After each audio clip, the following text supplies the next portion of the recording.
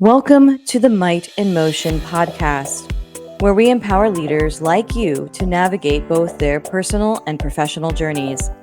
Are you a manager hungry to reshape the course of your career? I'm your host, Mariana Kinney, and for the past 24 years, I've been a Fortune 50 leader, absorbing invaluable lessons from industry luminaries on how to break free from limiting beliefs and habits.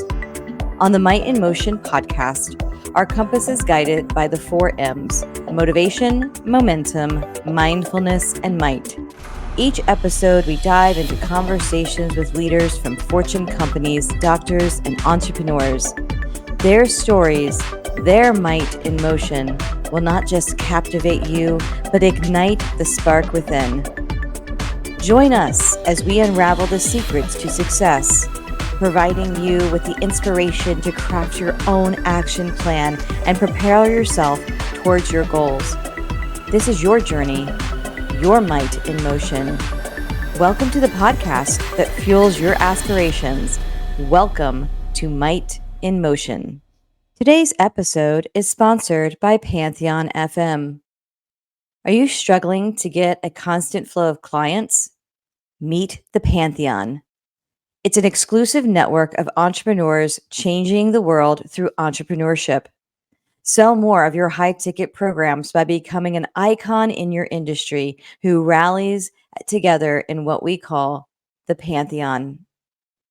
For more information, contact me directly, Mariana Kinney, your host of today's episode.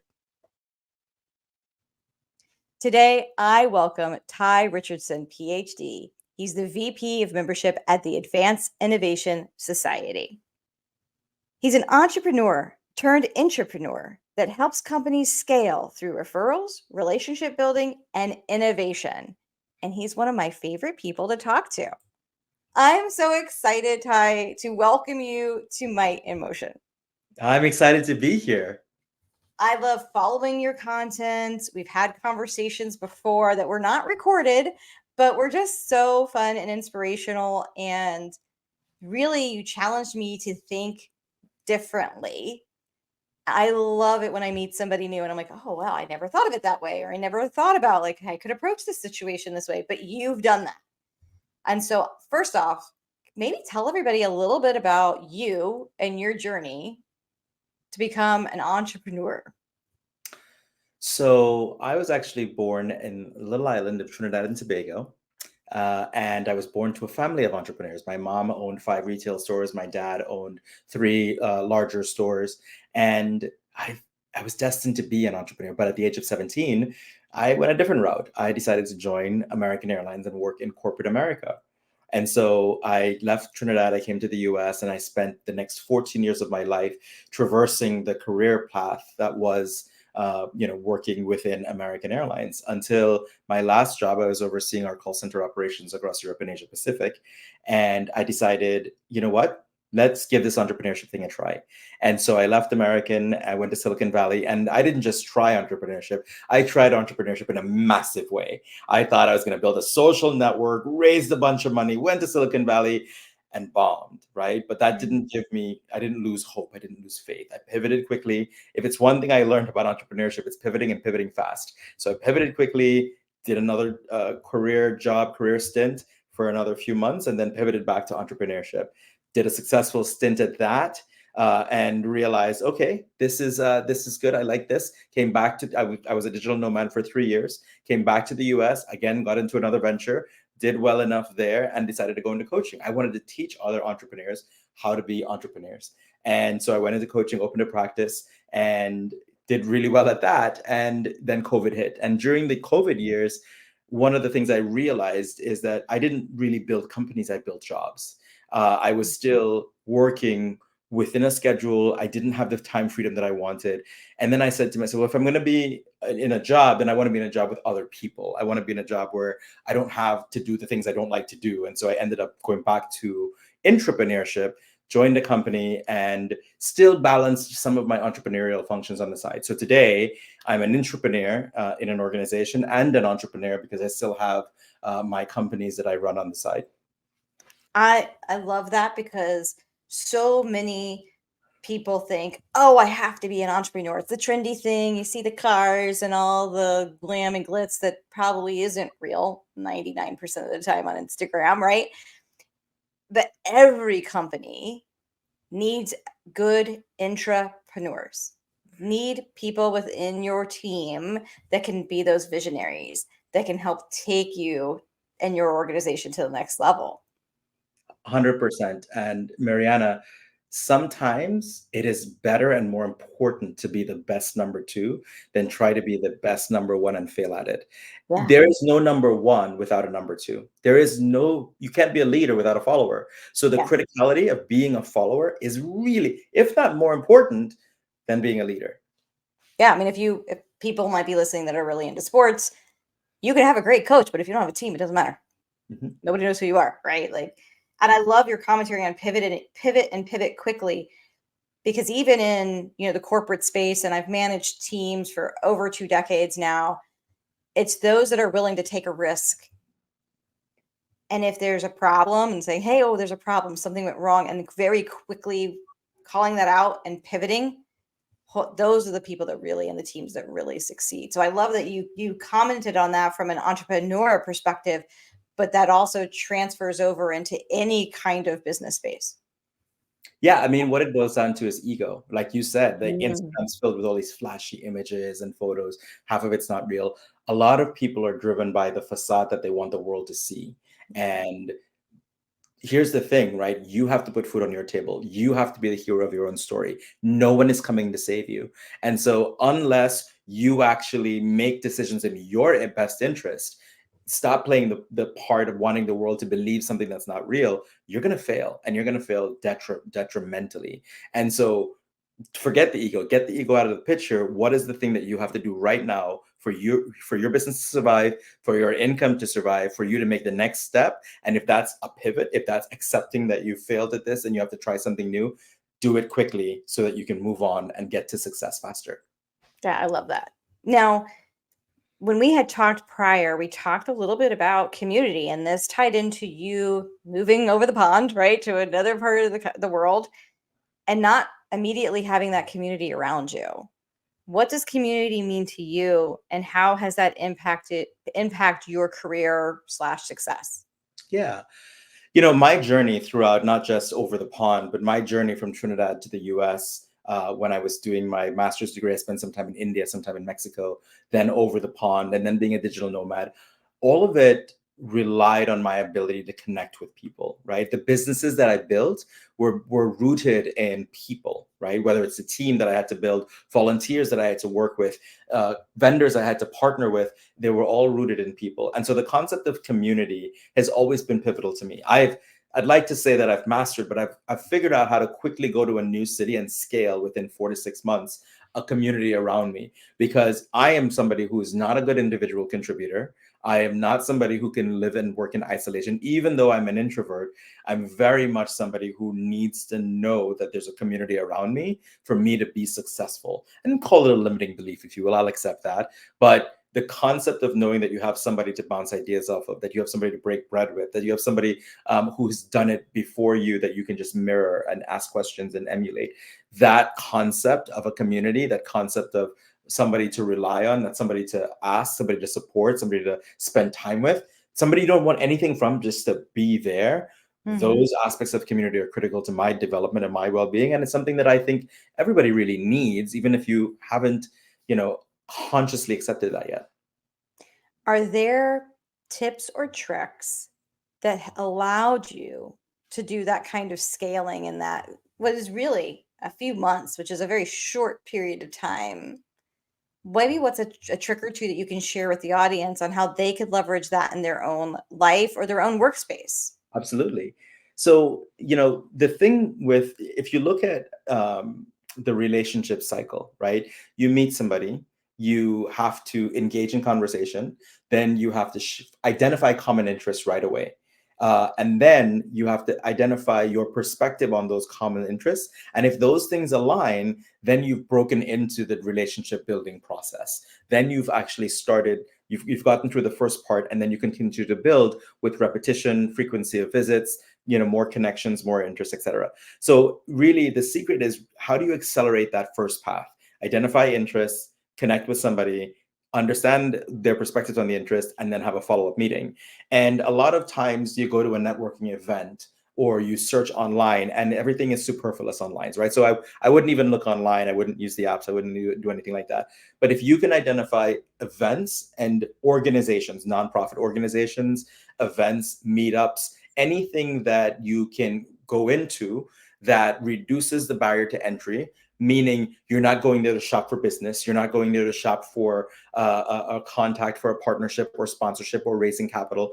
You're going literally just to meet people, right? So there's a lesser barrier of entry. Once you go in, there's a couple of tools you can do, right? One, identify the host. Find the host of the event that you're attending and ask the host, hey, I'm new to the area. Is there anybody that, here's my background, here's what I'm into. Is there anybody you can introduce me to? Anybody you think I should meet, right? So a facilitated introduction reduces the barrier, helps you with that introduction, helps you approach that person without any threat of, somebody picking me up or fear of rejection, etc.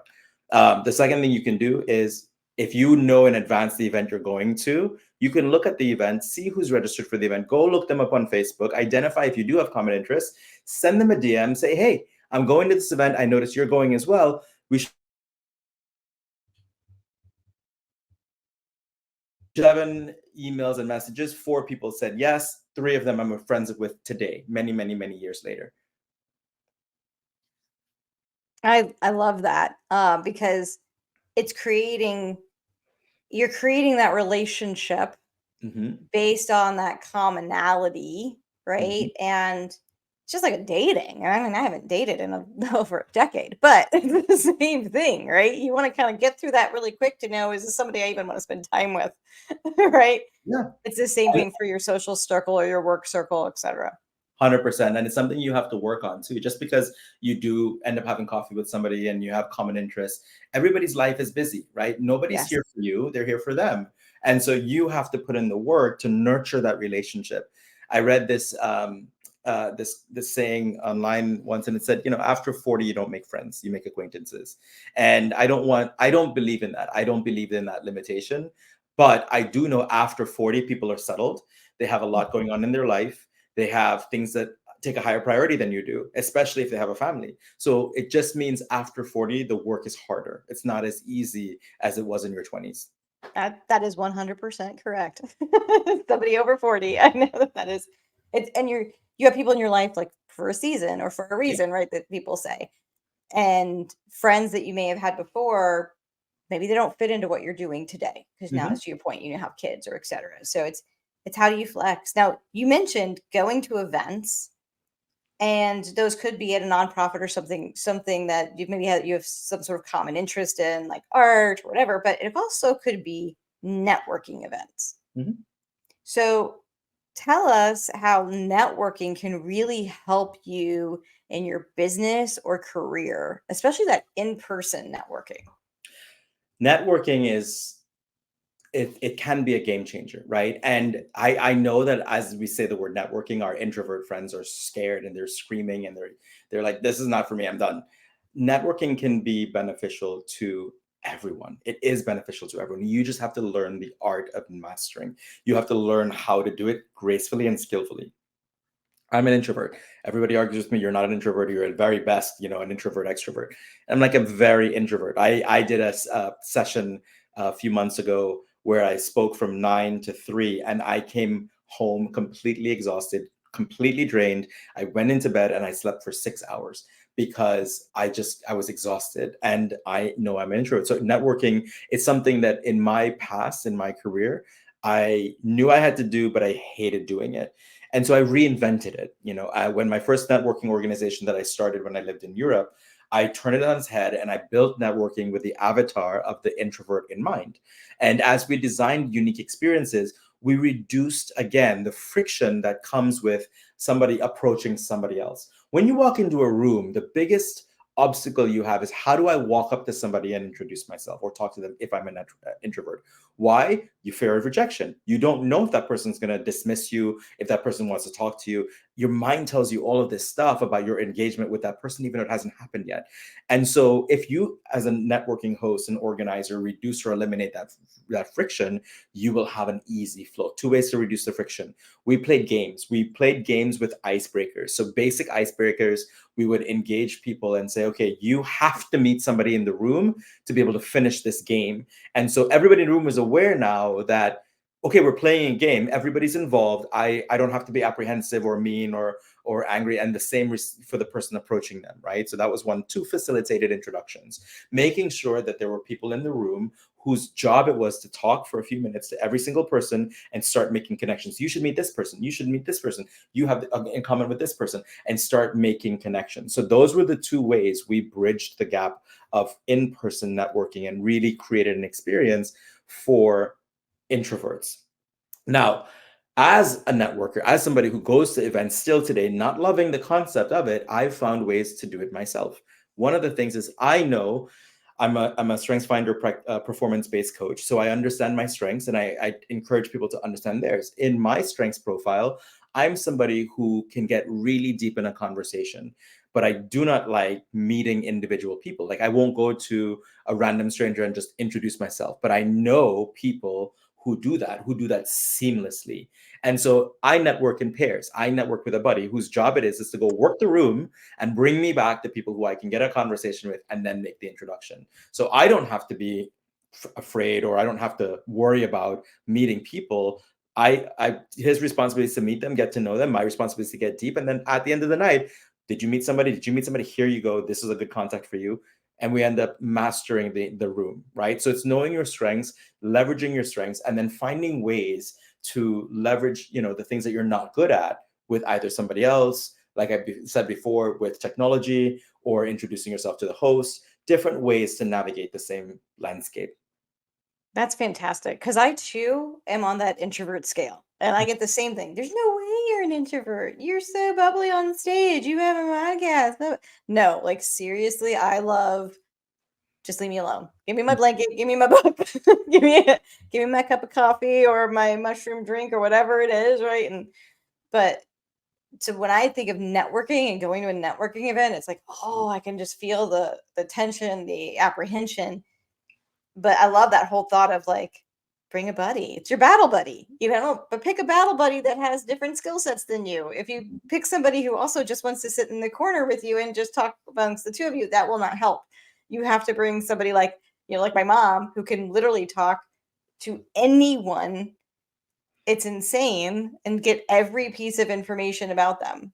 Like, she would be my ideal battle buddy. There you go. If you don't have a battle buddy, one other thing that works really well is stand out. We've been taught to dress to fit in. Forget that noise. Wear the most outlandish pair of pants. I know a woman who wears hats, these enormous hats at these networking events. It will encourage people to walk up to you, and that's all you need. That first conversation. Yes. That's it. Oh, I love that. Just wearing color. Sometimes you just go to these things and everybody's in black and gray. Yeah. Like, oh no, wear some color. Just to your point, stand out a little bit. I love that. Now, appreciation in my mind is really, really key, especially when you're developing others, you're developing teams, or you're developing relationships.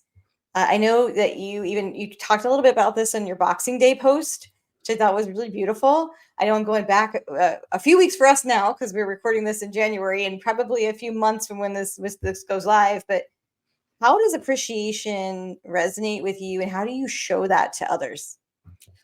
Appreciation and gratitude is something that I've developed as part of my morning routine. I learned a long time ago that getting up, it's a benefit. Opening your eyes and seeing daylight, it's not guaranteed. Breathing in and being able to get up and walk to the bathroom, walk to the shower, these are things that we take for granted. But if you start your day, first of all, being grateful that you can start your day, and you can do it in a way other people around the world can't for whatever reason, then the rest of your day, you start seeing gratitude all around you. You start appreciating things, appreciating people, appreciating circumstances. And, whether you believe in manifestation, the The only way to get what you want, to put yourself in the mindset, to ask the universe for the things that you want to achieve out of life, is by first being grateful for the things you have.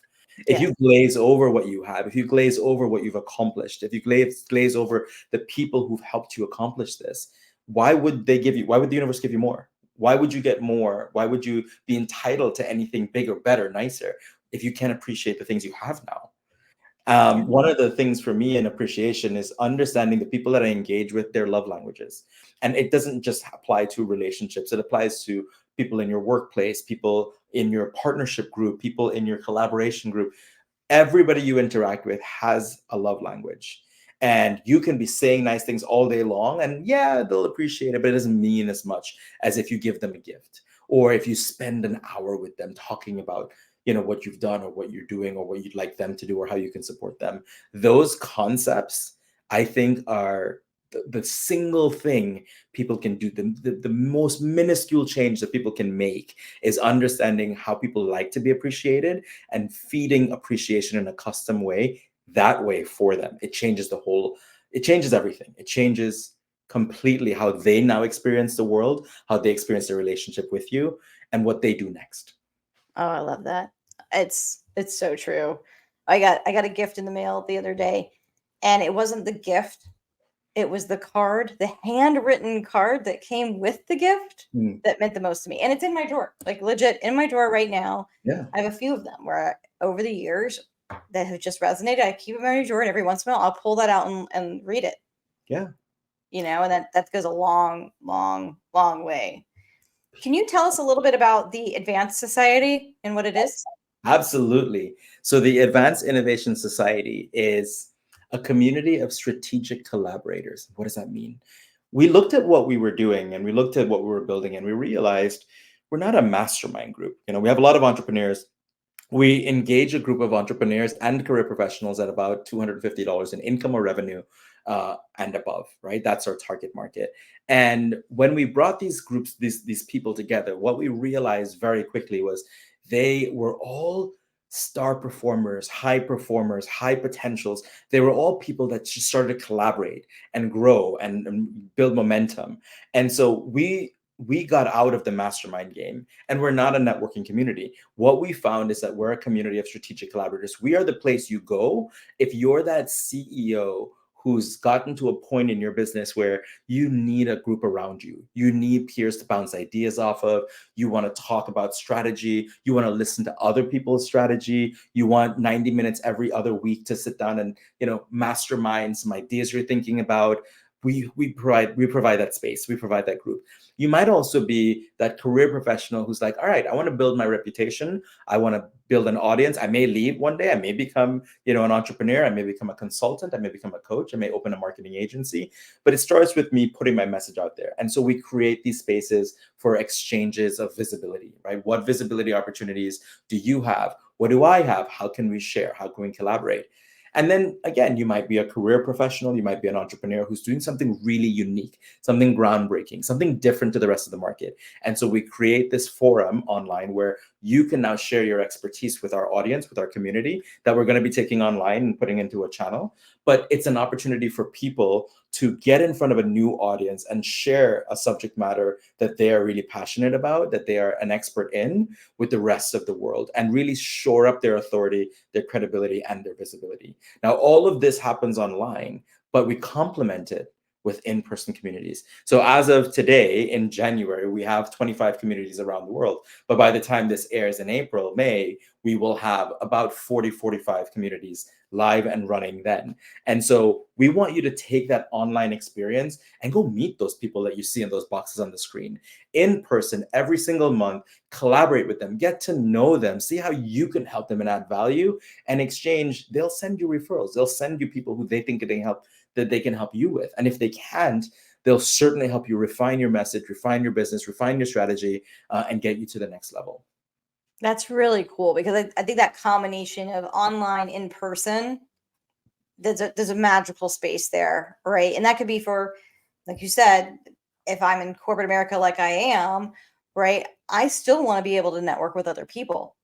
when you spend all of your time with one group, you get that group think, right? This is going to allow you to expand your perspective of, hey, what's happening in this other industry that may not be the industry I'm in today, but could be something that I could leverage in my industry today.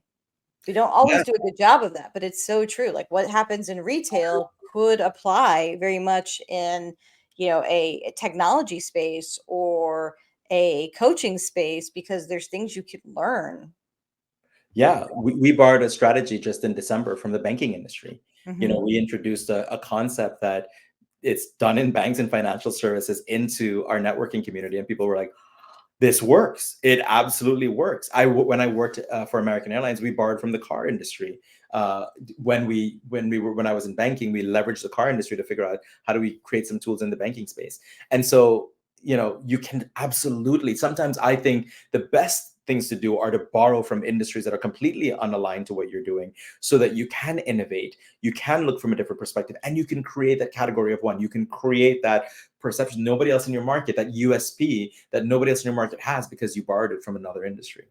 That's really, really cool. So if people are interested, let me get this on the screen. We'll also put it in the show notes.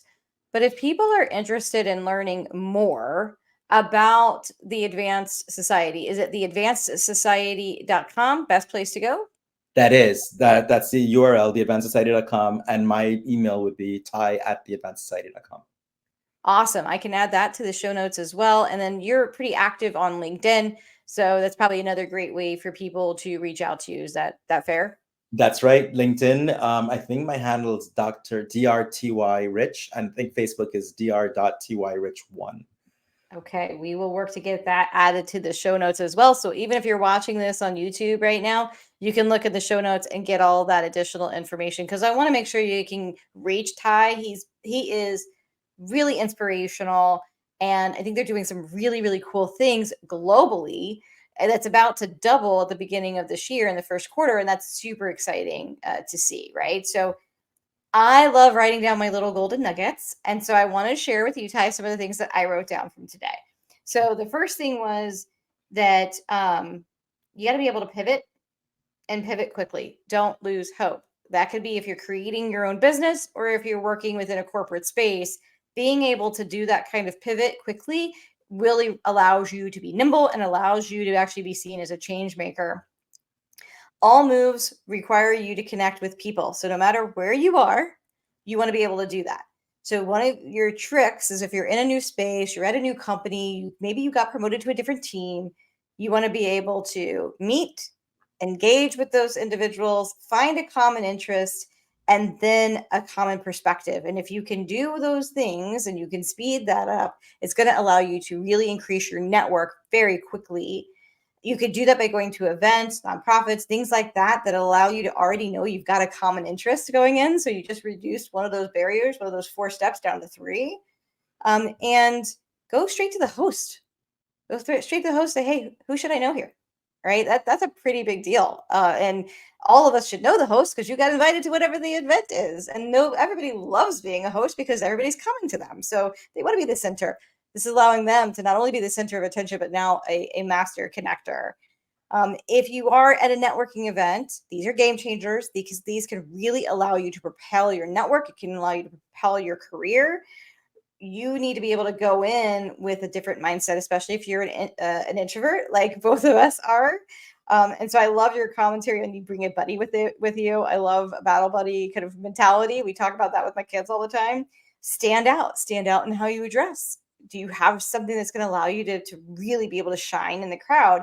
And if you're the person hosting a networking event, keep in mind your introverts that are in the audience and at that event. Do some games, have facilitated introductions, things like that shouldn't have been left in grade school, right? Like, though I remember having the bingo card go around on the first day of school and who's seen snow and who's done this. It doesn't have to be at that level, but have games that allow people to want to connect with each other. And that you said appreciation and gratitude are key. You talked about having a morning routine, and we talk about mindfulness all the time. I totally agree. Starting off your morning with some level of gratitude for the life that you have, the good things that are in your life, and that appreciation really starts bringing more of those things that you can be gracious and appreciative of. So start with gratitude every day. This has been an amazing conversation, Ty. I knew it would be. Thank you so much for your time and sharing your message with the Might in Motion community. I appreciate it, Mariana. Thank you so much for the opportunity. I will add one last thing to wrap everything up. Lead with value. The more that you can give value at every point in your life, whether it's meeting people, whether it's attending an event, whether it's networking, if you can give somebody value, you're going to have somebody invested in you for life. So that's something we teach at the events. That's something that we live. So I would just encourage all of my Might in Motion people, just think about the value you have to offer and share it freely and willingly. Thank you for joining us on another insightful episode of Might in Motion. Your time and commitment to personal and professional growth is truly appreciated. As you continue your journey, remember the power lies within you. Apply the wisdom shared by our incredible guests. Harness the 4 M's: motivation, momentum, mindfulness, and might, and make your path towards success uniquely yours. If you found today's episode valuable, don't forget to subscribe, rate, and leave a review. Your feedback fuels our mission to empower leaders like you. Stay inspired, stay motivated, and always keep your might in motion. Until next time, this is Mariana Kinney signing off, wishing you boundless success on your journey ahead.